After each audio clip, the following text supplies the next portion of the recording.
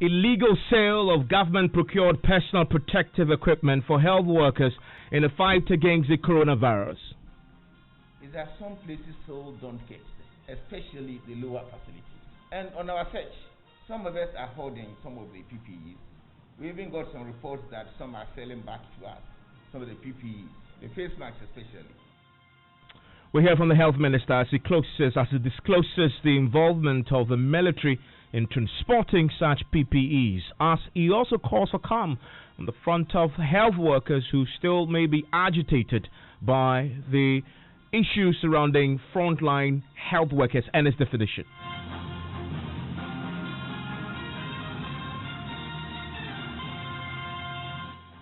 This is Top Story with Mensah.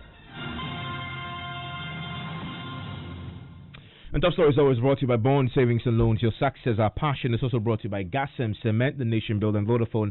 The future is exciting, ready. Well, today the health minister has been attempting to win the hearts and minds of health workers across the country when he met with health workers at the Greater Accra Regional Hospital, addressing a host of concerns when it comes to how frontline health workers or health workers generally are faring in the wake of the coronavirus pandemic. Now, one of the disclosures he made today, and one of the key planks of concerns for health workers, is the lack of adequate personal protective equipment across the board. But nurses and doctors continue to complain that at many of the facilities, especially out of Accra, they are still unable to get adequate protective equipment to work on the cases they are getting there as it relates to COVID-19. Well, the health minister made a disclosure today that they've been doing their own investigations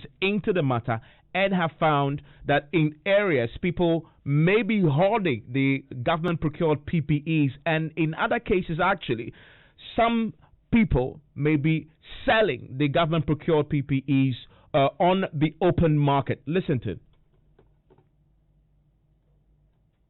We have superimposed direct ministry to facility distribution. For areas that will call us, that we have sat here for that long, we don't have a single face mask.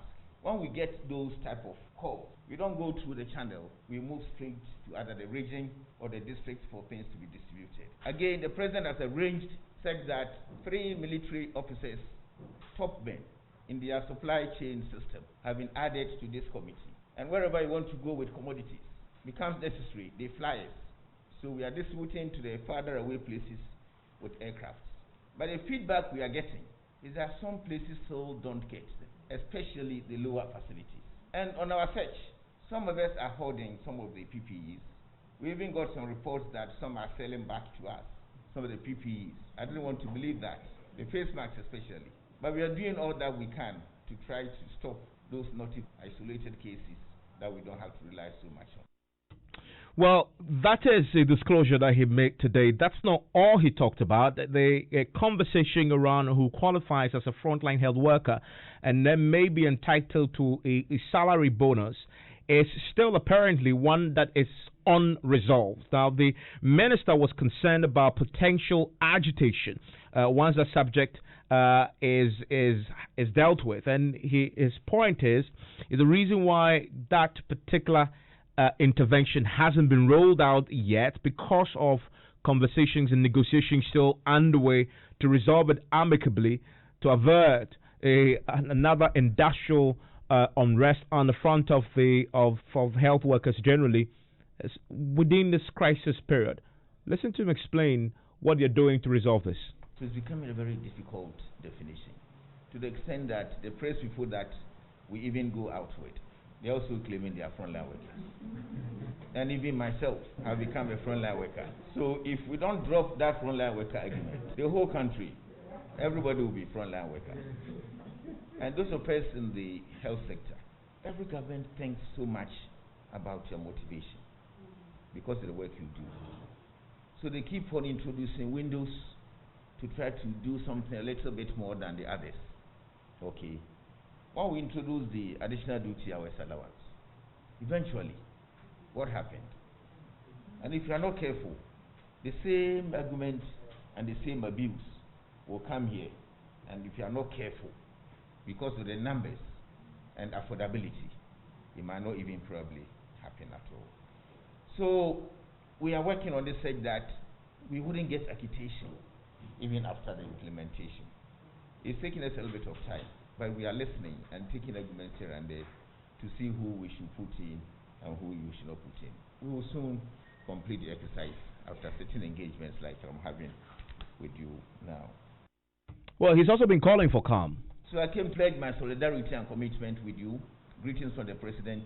And the good news is that we are not dying. If you look at our death rate with this battle, it's about 0.1. So out of the several tests that we've done, close to about 100 and something thousand tests, and the number of positives, we still haven't reached 20 deaths.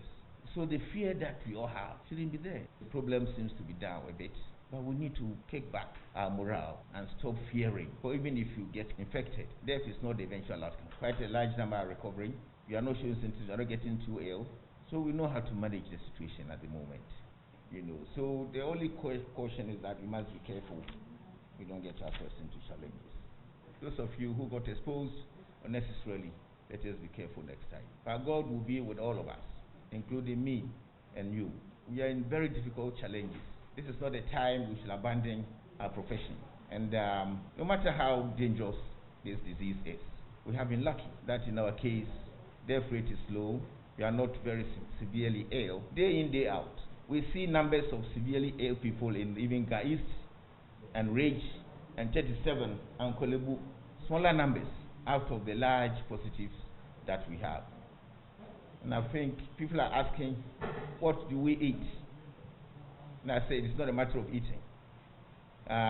Probably we are doing certain things better in a different way than those who are dying.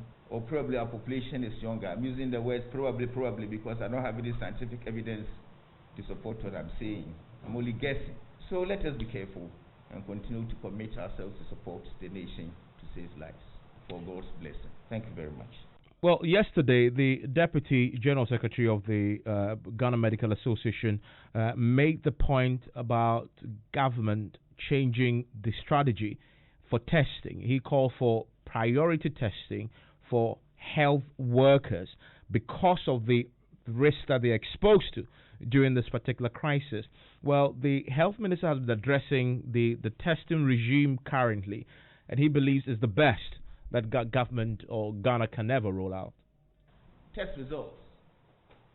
As at yesterday, it was announced that the backlog we had due to enhanced surveillance and the tracing and taking samples had been done with.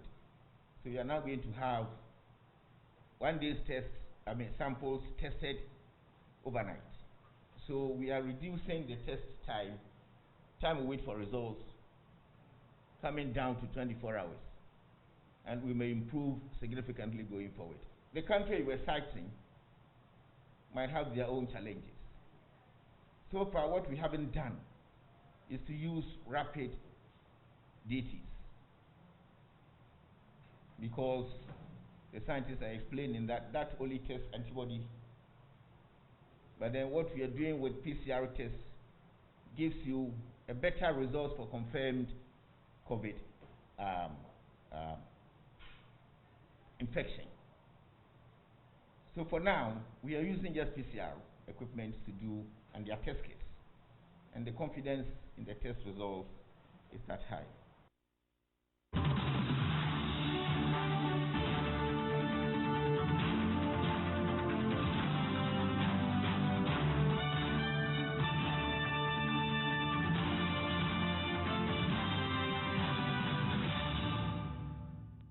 I want to bring in now the General Secretary of the Ghana Medical Association, Dr. Justice Yangsing. Doc, thank you for your time here on Top Story. I want to start with this revelation that the Health Minister made today about hoarding of PPEs. He says even in some cases they found some of the government procured PPEs, people are reselling them. Does it come to you as a surprise? Well, I wouldn't say yes, I wouldn't say no. Truth is that in any human endeavor. Hello? appears to have lost him there. That is Justice Young, so we're trying to get him back on the telephone line on this particular conversation on the issue surrounding the PPEs that we are now learning is being hoarded in some parts of the country, but also some are being resold. Government procured PPEs meant to be distributed for free to health workers across the country. You also heard the disclosure today that there's been a military attachment to the team that distributes the PPE to facilitate transportation. Mr. Youngson is back on the line. Doc, you were making a point about what this means for you. You're on the ground. You're not surprised?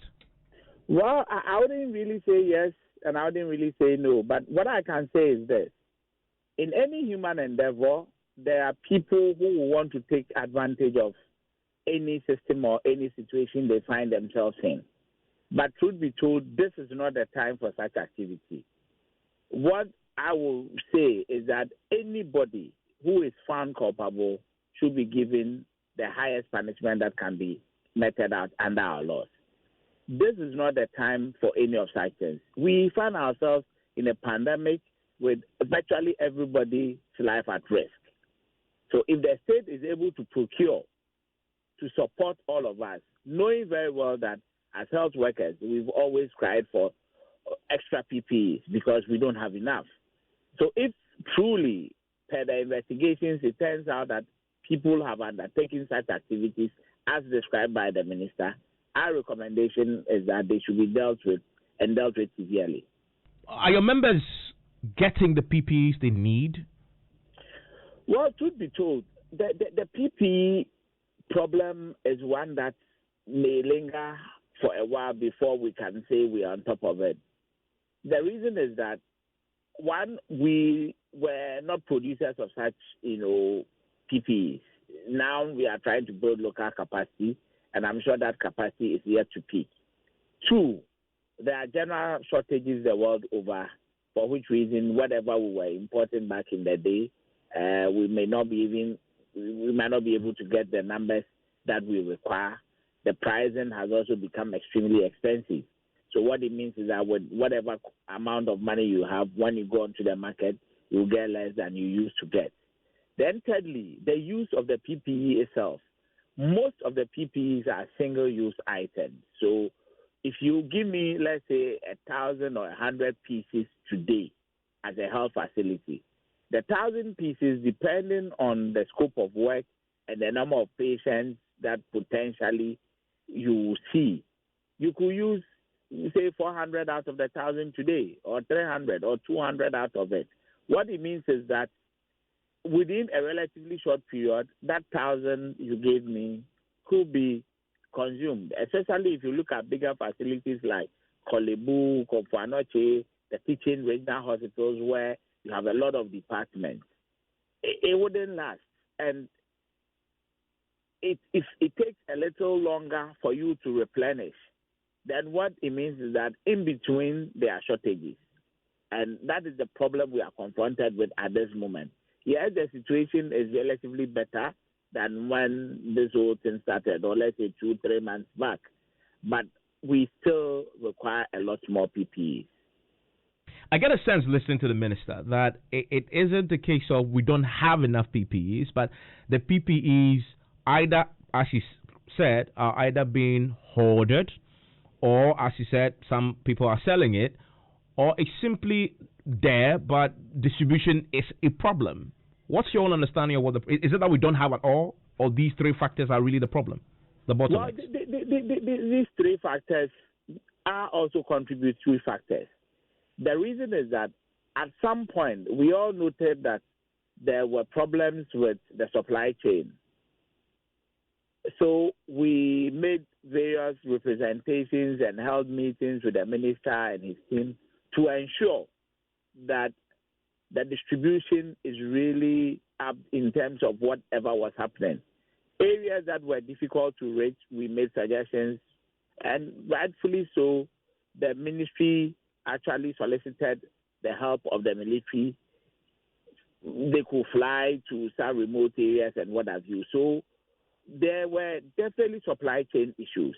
Now, sometimes we also know that movements from the national to the regional to the district, sub-district levels, you could have times where maybe the items could be stuck at the regional level for a certain number of days or weeks before it goes to the district, then from the district to the facilities. So within the supply chain, those problems have been identified, and our expectation is that, having discussed this with the ministry, we expect that those bits should relatively be a thing of the past now. Those who are hoarding, I'm not too sure what they are hoarding. I mean, the reason for the hoarding. If it is a health facility and you've been given the resources to use, and your health professionals in that facility cannot get them to use, meanwhile you are hoarding them, I don't seem to understand. I just don't seem to understand that component. But if per their investigations that has come up as one of the things that are happening, then I think that this is about the time that the ministry, through the Ghana Health Service, or the ministry for that matter, gives clear-cut directives to all the managers of the facilities not to hoard the products. Let's talk When about... they are needed, as far as we are concerned, they should be made available to the health professionals. That is not to say that we are encouraging misuse. No. We urge all health workers to use these PPEs in the professional manner, i.e. use it as and when you require them. If there is no need for them, you don't pick them. But once there is a need, use them, and managers should also make them available. I mean, let's talk about testing. And I know the GMA had asked for priority testing for health workers, and you also want the results in quickly enough, because if you're prioritizing them, then you are giving them preferential treatment in terms of who gets tested first, and then whose test is worked on immediately so you can get the results. The minister believes that what is happening, the status quo, is still the best. What's your take on that? Well, I mean, proud to, let's say, yesterday, the situation was that we had a lot of backlog, and that presumably was the reason why sometimes it was very difficult for us to get test results, especially in the hospital setting. We have decried that. We've had discussions with the ministry and even to an extent Noguchi, where we wanted the results for patients who have been tested in health facilities, not the contact tracing bed. I want to draw a distinction. The health facility bed. We wanted a system where those samples will be prioritized such that we can get results within 24 hours. The reason is that you need to hold the patient in the health facility, having suspected that potentially this is somebody had interaction with the media. And during the interaction, he compared the pandemic to that of the management of Dunso, and did indicate that President Mahama couldn't manage Dunso, how much a pandemic. What it means is that this patient as a Muslim, this is the period of sometimes patients get agitated, they want to go home because technically speaking they are not getting adequate treatment because some results are still pending. It puts a lot more risk on the health professionals because sometimes you don't have the full PPEs, coveralls, and what have you to manage patients who technically speaking are yet to be confirmed. If you take them to the ward, you also run a risk. I want Vice President Baumia to tell us one intervention that he and his board, even with this huge investment that President Mahama has done in the power sector. Results that i.e. somebody could be positive on your ward, which sometimes has resulted in wards having to close down on a whole facility, having to be closed down and testing all the health professionals, fumigating the pits and all that. So the need for real-time results for patients, especially in the hospital setting, is something that we have always advocated that it should be prioritized. Yeah. Secondly, the health professionals themselves, as and when they are exposed, our recommendation has always been that they should be tested quickly and then results delivered within 24 hours of the shortest possible. Let me ask you, do we have numbers of your members currently who are infected and possibly in isolation? Not at this moment. The reason is that we are doing a holistic job for everybody in the health sector. We don't want to focus on only doctors. Of course, doctors have been infected. But is there numbers on how many health workers have been infected so far, generally across the board? Well, definitely we have numbers, but it's not figures that we can disclose at this moment because we haven't really finished with the entirety of it. Some people, even though have been exposed, we are still awaiting results. And until you get a proper confirmation, you cannot really add them to the numbers. So we want a situation where we'll come up at some point and say that, okay, from this point up to this particular day, these are the number of health workers per our records had been exposed and had tested positive or otherwise. Okay, I'm grateful. That is Dr. Justice Yangsing, the General Secretary of the Ghana Medical Association. Well, let's in another related story, by the way, still COVID-19, but a raging political angle to it. The minority spokesperson of Mines and Energy, Adams Mutawakilu, is asking the Vice President, Dr. Mahmoud Bawumia, to apologize to Ghanaians over his recent comments on Doomso and COVID-19. You recall on Monday, Dr. Bawumia made a comparison between the two, the crisis of COVID-19 and that of Doomso, and pitched the current president as the one who is the best manager in a time of crisis. Well, the spokesperson for the minority on Mines and Energy says Dr. Bawumia's claim that the former president did not manage a Doomso properly as President Akufo-Addo is managing the COVID-19 is inaccurate and smacks of hypocrisy and must apologize. Dr. Bawumia, the Vice President of the Republic of Ghana, had interaction with the media. And during the interaction, he compared the pandemic to that of the management of Doomso, and did indicate that President Mahama couldn't manage Doomso, how much a pandemic. As a Muslim, this is the period of fasting, and we expect all Muslims to be truthful for at least a month. For at least 1 month, you must be truthful, because fasting is not only limited to the stomach, denying food for the stomach, but what you say, what you hear, what you see.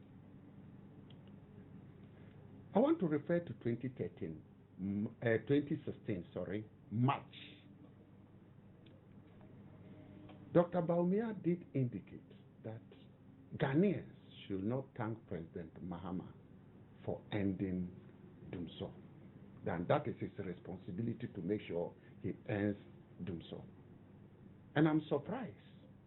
4 years down the lane, the same Dr. Bawumia is telling Ghanaians that President Mahama couldn't manage Doomso. What level of hypocrisy? And this is a man you want Ghanaians to trust? No. 2, he did indicate how President Akufo-Addo has done well in the power sector. I can mention the interventions that President Mahama brought.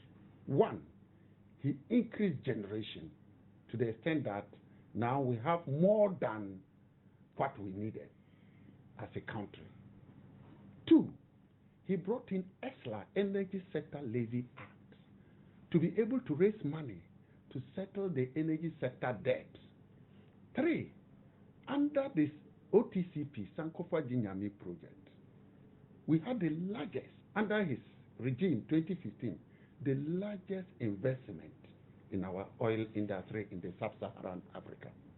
World Bank invested $4 billion, and the partners invested $3.7 billion, a total of $7.9 billion, for us to be able to have our own domestic gas. That will be the 3rd one, because we have the Jubilee gas, the 10 gas, and now Sankofa Jinyami. All these 3 took place under the NDC regime of 8 years. I want Vice President Bawumia to tell us one intervention that he and his boss, President Nana Akufo-Addo, had done in the energy sector to take credit. But in any case, even with this huge investment that President Mama had done in the power sector, we still have done so. Not because we don't have generation, but just because we cannot buy fuel to power the plants. And you come and tell me that President Mama couldn't manage himself. He should go and sleep over it, rethink, and look at the month in which we are as Muslims, and come to apologize to the people of Ghana. Well, that is Adams Mutawakilu there speaking to the media today. We had arranged to speak with Dr. Gideon Bwako. We were not able to get through to him. He speaks for the Vice President. When we do, obviously, we'll get a word from them on whether or not they would apologize on the back of what the minority has been demanding. This has been playing out since Monday, and it's one of those issues that you've been talking about quite a lot on Twitter in particular, which has been trending for at least more than a day, really, with the hashtag Bawumia Mass Focus. You've heard the minority speaking to it today. Understand there's another press briefing that has been scheduled now by the minority again for tomorrow to address some of the issues surrounding the COVID-19 and the way its politicization. I don't know what you make of all this as it's panned out over the last few days. So of course, we're working the phone lines to see if we could get Dr. Gideon Bwako with the Vice President's office. Once we do, we'll bring that to you. You want to join me with your views and comments on this and more, particularly as it relates to the revelations put forward today by the Health Minister. Top story this hour that they've uncovered hoarding and alleged illegal sale of government-procured personal protective equipment for health workers in a fight against the coronavirus. More on that on Newsnight, which starts in a minute. Hey, I say, mix the cement in the correct proportional.